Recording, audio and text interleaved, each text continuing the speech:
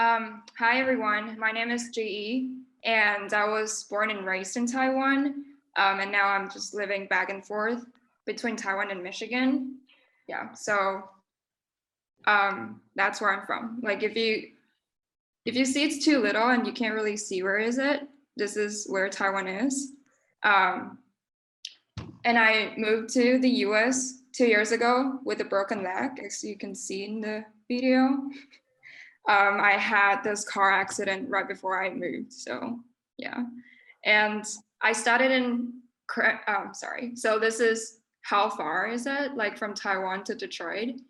And I studied Cranbrook Academy of Art in Michigan.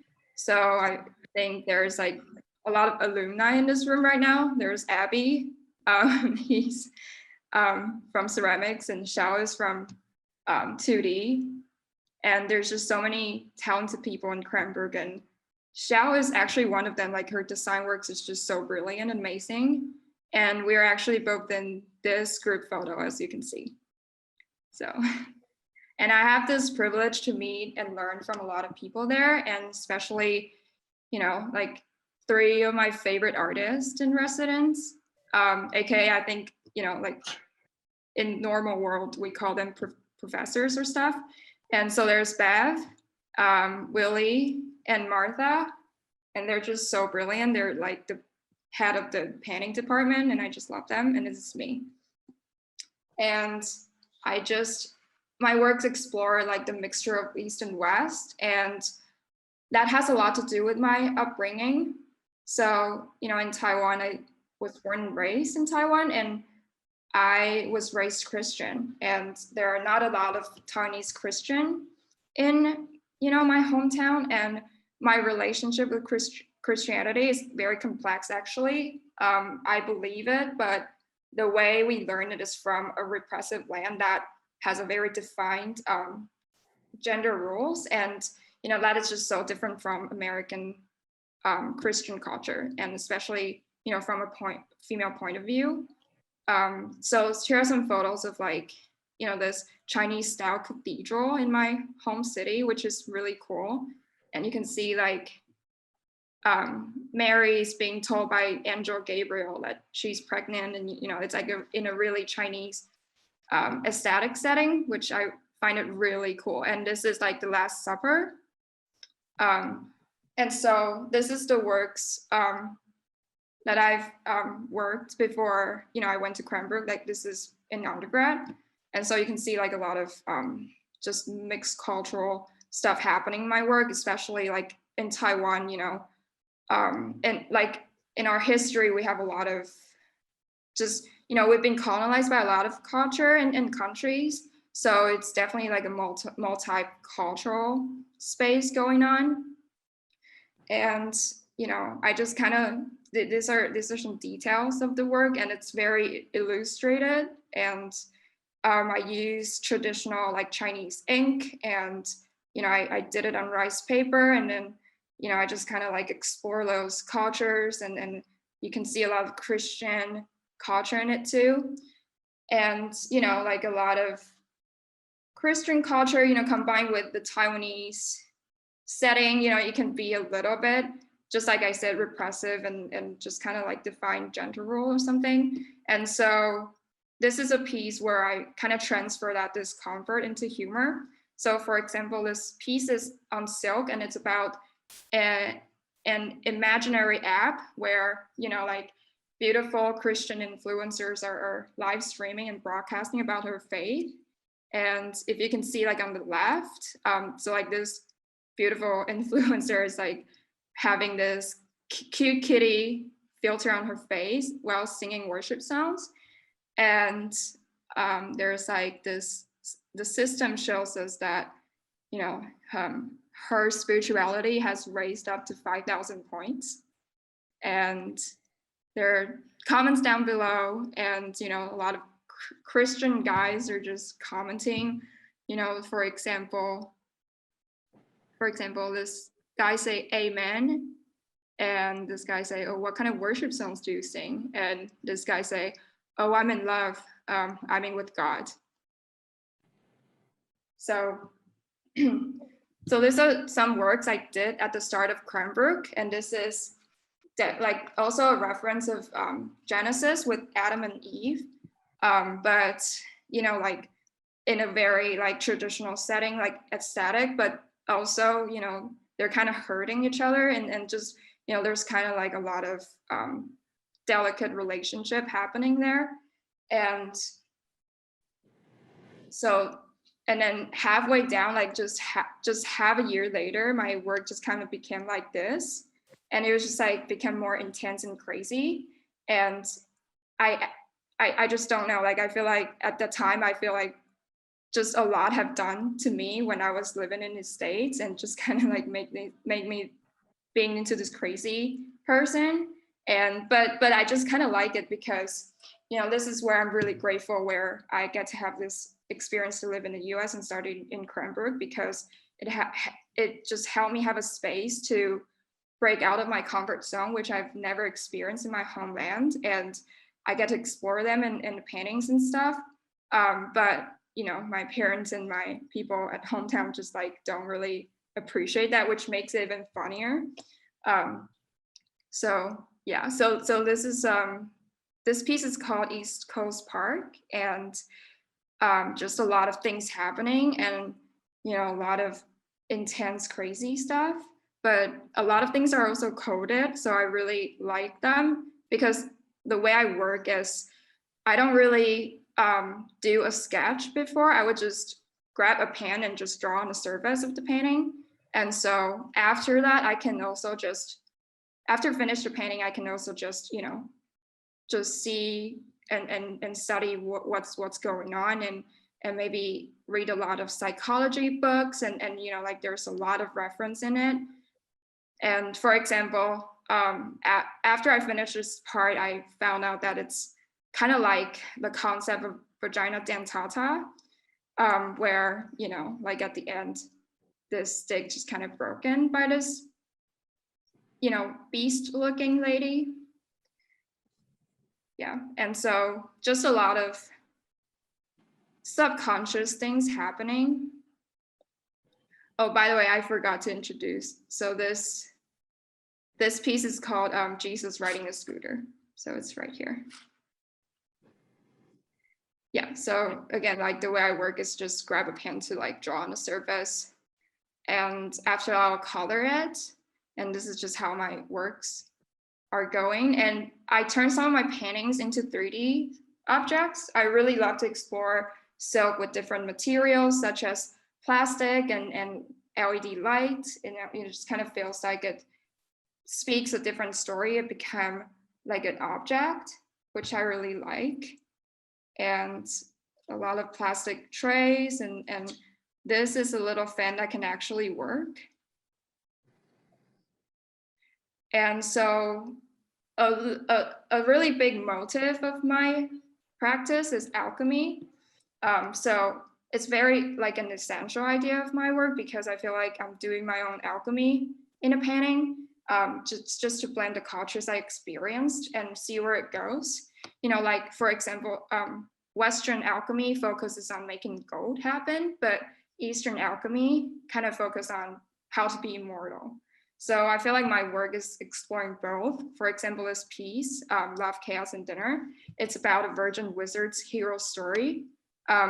So to explain a virgin wizard's concept, it's come from a manga series in Japan, and where the wizards have to be a virgin to keep their superpower. And if one managed to keep their virginity when getting older and older, their superpower will just become stronger and stronger. And this just became an urban mythology in Japan and in Taiwan, where just people used to laugh at themselves or their close friends in their 20s, you know, where they're still a virgin. You know, it's a way to kind of shame single people that are never sexually active. And I just find that self-deprecating element very interesting to combine with the Christian virtue, yeah, like the virtue of purity and stuff. And I just, yeah, I really like that. And so you can see like a lot is happening in the paintings, and just, you know, like the virgin wizard is discovering her own true purpose, like she's destined to be a virgin wizard by Jesus Christ. And yeah, and the beast is, how do you say the head is cut off. I'm sorry, my English is not very well. The head is cut off, and then the blood just became Diet Coke. And as you can see it here, and like the virgin just has to encounter so many challenges and difficulties, and to claim their power, their virgin's power. And since it's I like I've kind of set it in like a live TV show, so it's like there's a person who's just doing instruments on the side, because like it just creates a kind of like a show thing. Yeah. And there's a beast they have to hunt, and then there's like a heart they have to eat or something, and then there's a lot of dinner for the audience from the side. And yeah, and that's like when they finished the hero's journey and they became like a level up wizard. And Jesus was looking at them very comfortably, drinking Diet Coke. Yeah, and every virgin wizard's vagina part have like, it's glowing, and then there's a Jesus pendant on it. And which is why I really like to work with silk, because it's also a fabric, and I can like just, play with it. And yeah, it's like a really cool shadow from behind. So it's very nice. And I just kind of took my virgin wizard concept to the next level. So living in Michigan, I find local people will always just use their hand as a map of the state, and to explain where they live and where they come from. And, because Michigan looks like a hand. So I overlap the Michigan map with the ancient Chinese acupuncture, and discover the location of Cranbrook. Cranbrook is Bloomfield Hills, and Detroit. So when I overlap, then I discover Cranbrook is stomach and Detroit is spine. So I created this internal alchemy diagram. Well, so internal alchemy is where people view their body as a furnace, where alchemy is happening, to kind of achieve the goal of being immortal. So you can see the composition. So it's like a human body's profile body. And, there's this virgin wizard is here, and then this is the spine, and this is the stomach. And it's just very metaphorical, and I kind of like that, because it's kind of, it's like a map to me. And then after I drew the virgin wizard, I found out that the position where I put the virgin wizard is actually like, it's a heart, and this is the armor, the beast armor, which is the lance, which is like so aligned with the body and alchemy stuff. And yeah, and then yeah, and there's Jesus on the top. So here, this is called the collective masturbation ritual, which is coming from when I was living in Cranbrook, Michigan, and every week we have to have critiques, and I just find it really just very similar with like just people bringing together, just doing masturbation together. It's just kind of like that. And so yeah, so that is the reference of it. And needless to say, this is like a vagina mountain where there's blood coming out. And I feel like when there's blood coming out of vagina, it can be like so many different meanings. It can be like a menstrual blood. It can be, virgin on her first night, or it can be like labor, or it can be abuse, or it can be miscarriage. So there's a lot of things happening. And right here, right next to the vagina mountain, is a gate where it says true love waits. It's called the God's loophole. And if you know what I mean, you'll know. Okay, so a lot of things. Okay, so since COVID happened, I think everybody really hates COVID, and COVID has been like a really big influence to my work after it's happening, because it's just such a pain in the ass. So I created some COVID-19 trauma. It just kind of looks like a shape of the mask.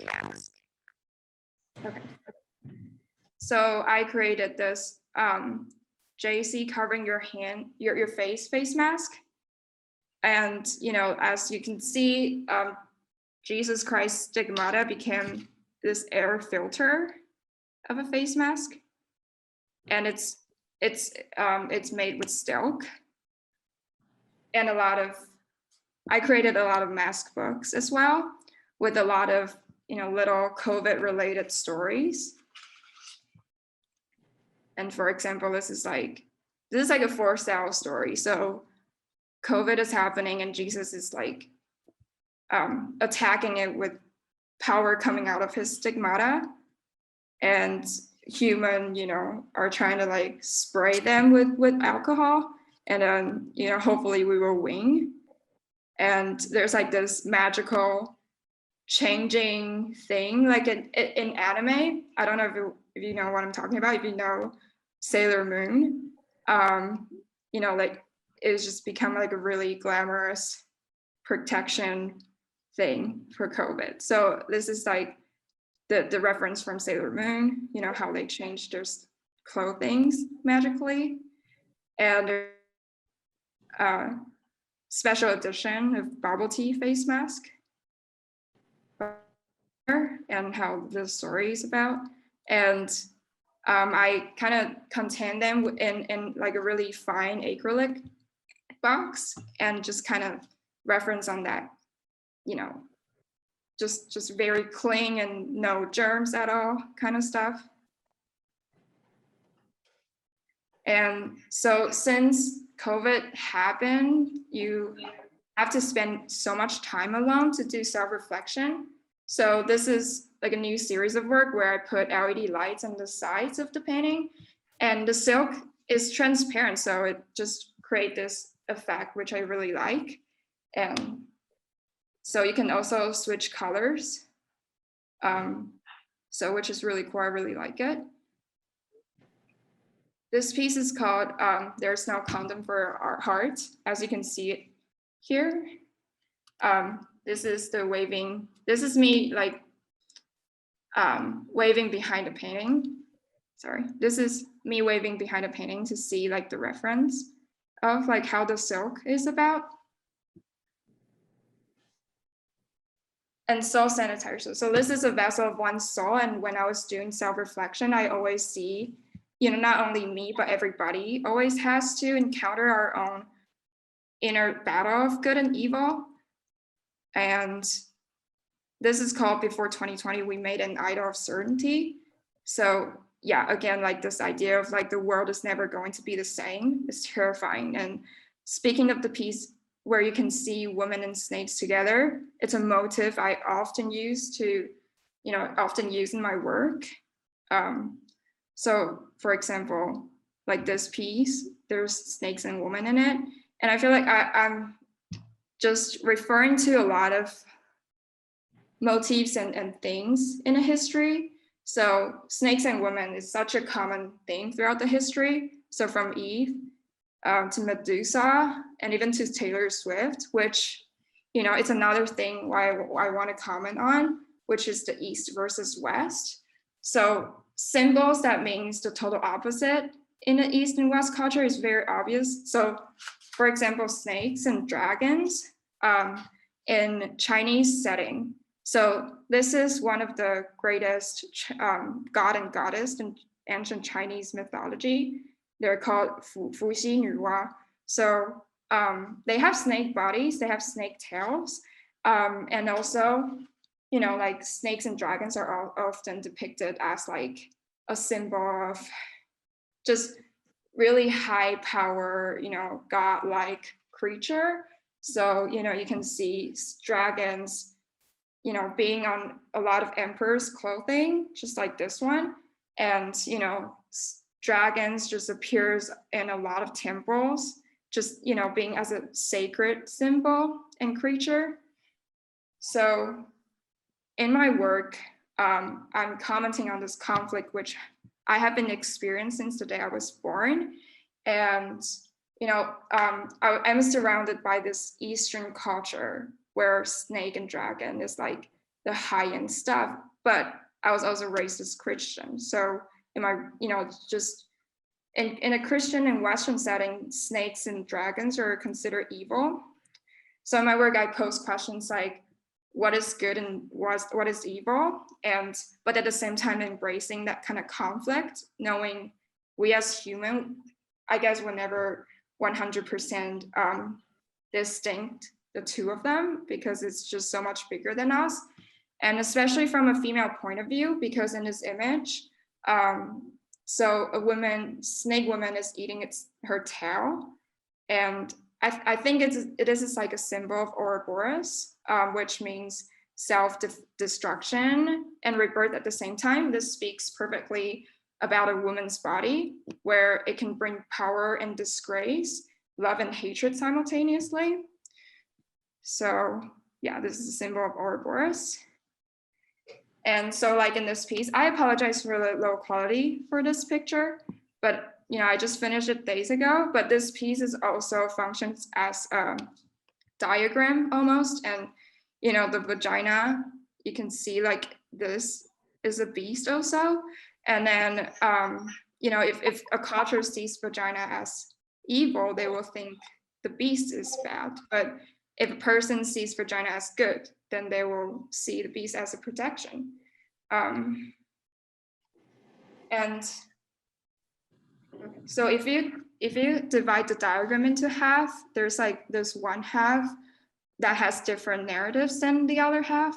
And, you know, for example, this half, it just seems like the female characters have defeated the snake, but this half, like, you know, the female characters are eaten by the snake. But, you know, just kind of feel like, you know, a lot different people will reflect the narratives differently, and I find it really interesting. After I'm done with this painting, I find it also looks like Ursula from Little Mermaid, which I love it because I just love to comment on villains, you know, how they're not like only villains, but they're also like, I don't know, like a object that's created under like misogyny or something. But, you know, like there's a lot we can talk about, but yeah, we can just have that. But I also find it really interesting, like those two snake creature on her arm, just kind of like resonate with what I've done earlier. Yeah. And so yeah, this is, oh yeah, and the beast also is a reference of, so if you count its heads and horns, it has 7 heads, so 1, 2, 3, 4, 5, 6, 7, and 10 horns. It is a reference of the beast of apocalypse. So that is really interesting too. Yeah, and then if you count, like there's 6 of the snakes. I feel like the number 6 is also really interesting because like 666, I mean, in Western culture, it's like a really evil representation. However, in Chinese culture, 6 is a really great and lucky and blessing number. So for example, 六合 means like 6 is just like a harmonious number. You know, it just everything when it adds to 6, it's like a really like, you know, composite number and harmonious. And this is like basically the same meaning. It just means that you'll be really smooth when you encounter 6 and 6.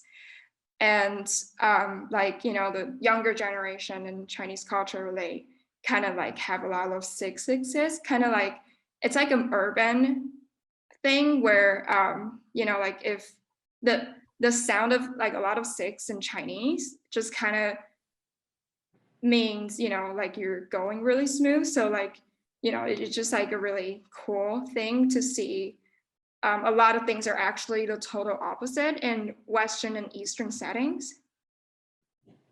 Yeah, and yeah, I just wanted to mention like some of the patterns I have is actually from Detroit Art Deco. This is Detroit's Guardian building. I just love how Detroit has so much history that, you know, it's from the Roaring 20s. When I was living there, I just was amazed by like so many details of the buildings. Yeah, and this piece, this is the last piece I'm going to introduce. So again, sorry for the low quality. So this piece I created just out of like subconsciousness. And as you can see here and here, this is the pillar of the cloud and pillar of the fire, which I borrowed from the Bible, which, you know, I find it really fun to have that. It just looks to me like a symbol of protection, but also this hand is a representation of Michigan, where I borrowed it from Guardian Building, which they have this amazing mural by Ezra Winter. And also this umbrella thing, like I didn't think too much when I was drawing this, but it's actually really interesting because after that, I found out that it looks like exactly like Taylor Swift Me performance, that stage prop. It's like, it's really nice, but also in Eastern culture, we have this, when you know, when we were children, so we have this like really childish culture where you know, we would draw like a umbrella thing, and it's called the lover's umbrella, because if you want to bless like a couple, you can like write their name on each side of the umbrella, or if you want to tease someone for having a secret crush, you can also do that. Yeah, so, and at the end, this is also a reference of like, everyone should wash their hands daily. Okay, I'm done. Does everyone have any questions? Thank you so much, G. Anyone have questions about like repeating or anything? Cody? What kind of led you to the more abstract approach over the realistic? That is actually a really good question, because a lot of my thinkings, a lot of things in my brains are pretty abstractive. Like a lot of things are beyond language. But what I do is I would draw a lot of like sketches and drawings, just to kind of like, I don't even think it is in like, there's like a clear or, you know, like non-abstract thinking in my head. So I just kind of like draw with my subconsciousness, and I feel like I always work with my subconscious and conscious self together, so that in that way I can just discover more and more things other than just drawing something I know. Yeah. Anyone? Questions? Abby, do you have questions?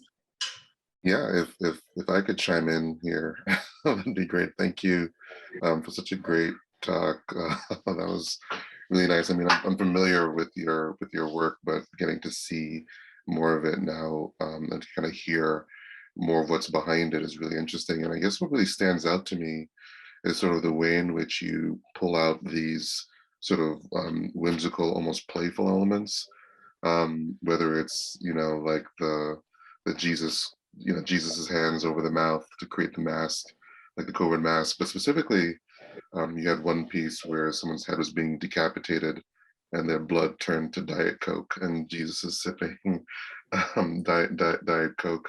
So I see both this blend of like you taking symbols that represent good and evil and obscuring how we make associations of good and evil with these things, whether it's like the serpents or the beasts, and you know, other elements of the human body.